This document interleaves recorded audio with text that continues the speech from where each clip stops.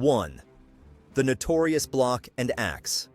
Axe beheading was the most notorious form of execution at the Tower, a privilege granted to royalty and nobles. In contrast with the instantaneous accuracy of the French guillotine, Tower executions were carried out by a human executioner, so they were appallingly unpredictable. The wooden block, worn smooth by the necks of countless victims, was shaped to support the head of the condemned at precisely the right angle for a clean stroke. The executioner's block was made of sturdy oak, curved carefully to expose the victim's neck while providing support. The position of executioner was a multifaceted one, calling for both physical dexterity and psychological hardness. They were usually professionals who went from place to place throughout Europe, charging high prices for their services. They would prepare their instruments carefully before each execution, sharpening the sword or axe so that it would make a clean cut. Most executioners had their own rituals. Some would seek forgiveness from their victim prior to the blow, and others would drink a great deal to psych themselves up. The most famous case of a bungled execution was probably that of Margaret Pole, Countess of Salisbury, in 1541. She was 67 years old and would not put her head on the block, proclaiming her innocence.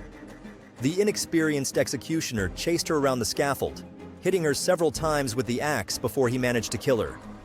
Contemporary accounts relate how she ran here and there about the scaffold, with the executioner striking at her head in a gruesome scene that was dragged out for nearly 15 minutes.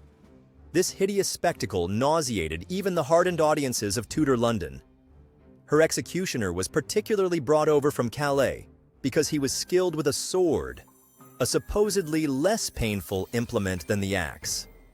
He was paid £23 sterling, a fortune in 1536, to bring a swift and tidy end to Henry VIII's second wife. Boleyn's execution demonstrated the merits of skill and precision. She died with a single stroke, her death so instantaneous that witnesses reported her lips were still moving in prayer as her head fell. The preparation for beheading was a ritual in itself.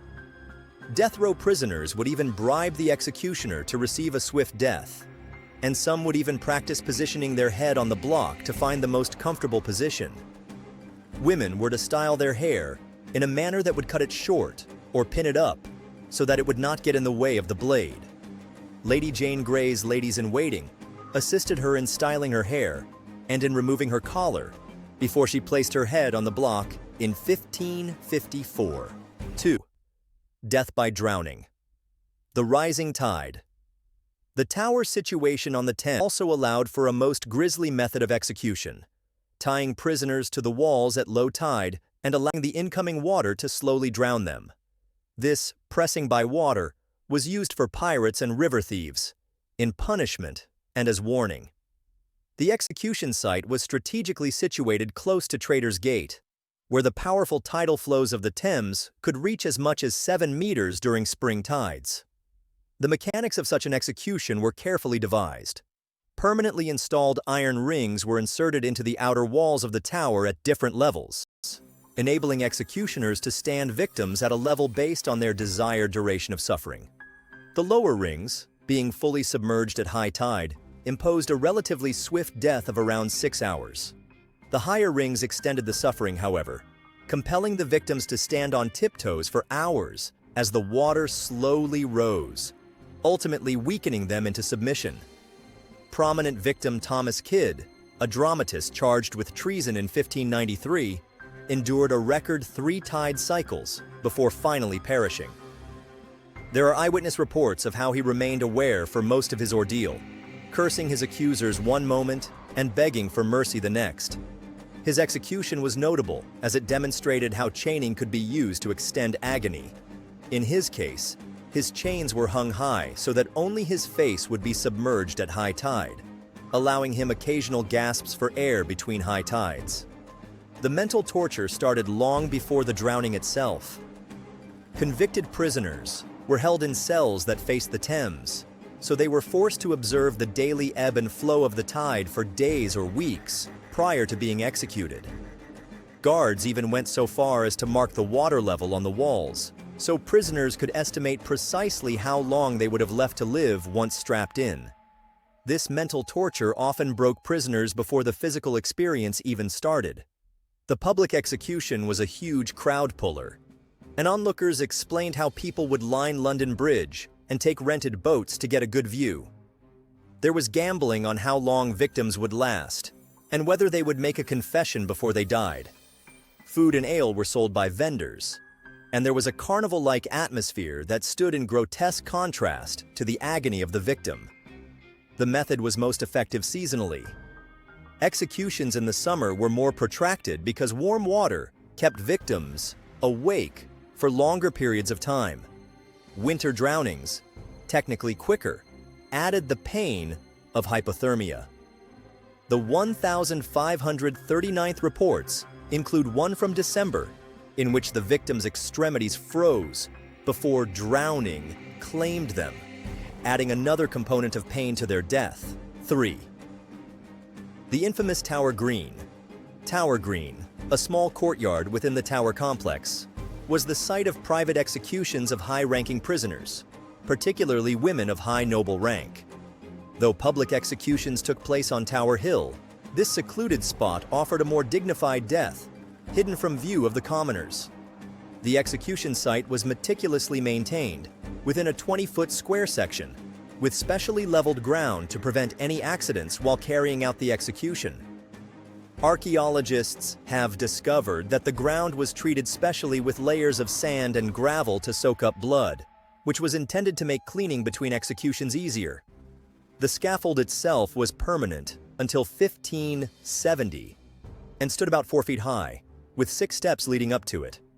The steps were purposely shallow to assist nervous or weakened prisoners in keeping dignity when climbing the stairs.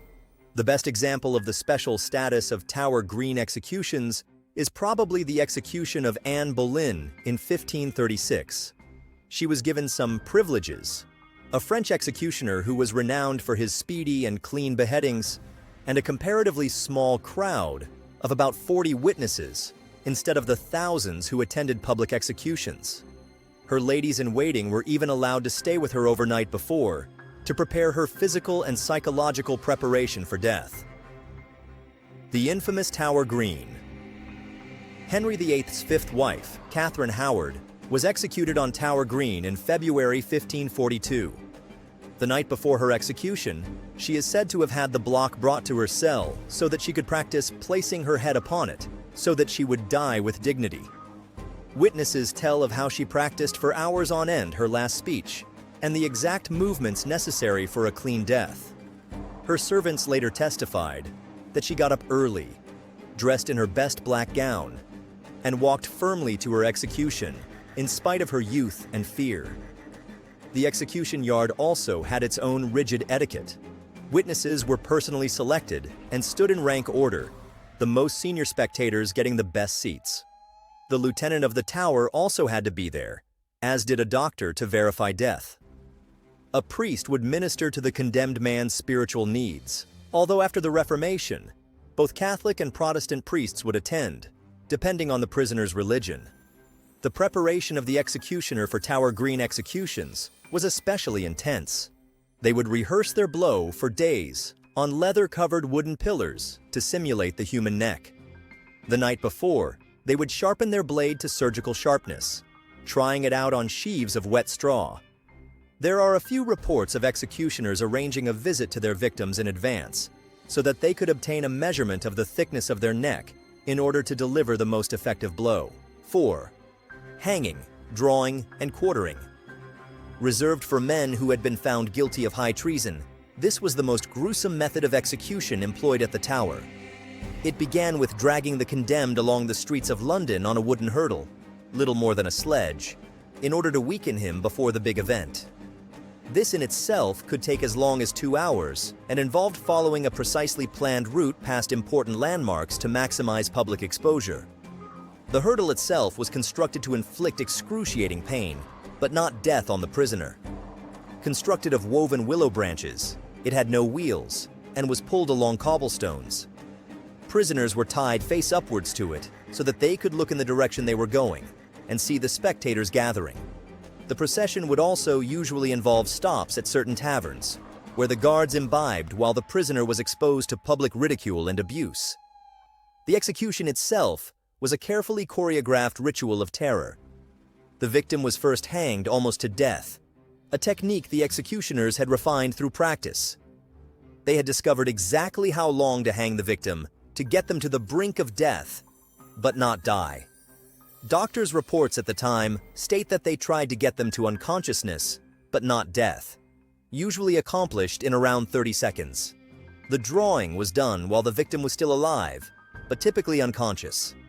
The executioner would make careful incisions from sternum to pelvis, using centuries-perfected techniques to revive the victim as organs were extracted. The organs were all extracted in a precise order. The heart always last, because it was thought this extended consciousness and thus increased the punishment. Quartering itself was a gruesome exercise in precision. The corpse was quartered using careful anatomical landmarks to achieve equivalent portions. The quarters were then preserved in tar and salt and shipped to the far reaches of the kingdom. The head received special treatment, usually being boiled in brine and pitched before being placed on London Bridge as a warning to others. William Wallace's 1305 execution established many of the conventions for this technique. Witnesses told of how he remained conscious for most of the process, even crying out, "Freedom!" as his intestines were ripped out. The executioner was commended on his expertise, managing to keep Wallace alive for almost an hour while disemboweling him.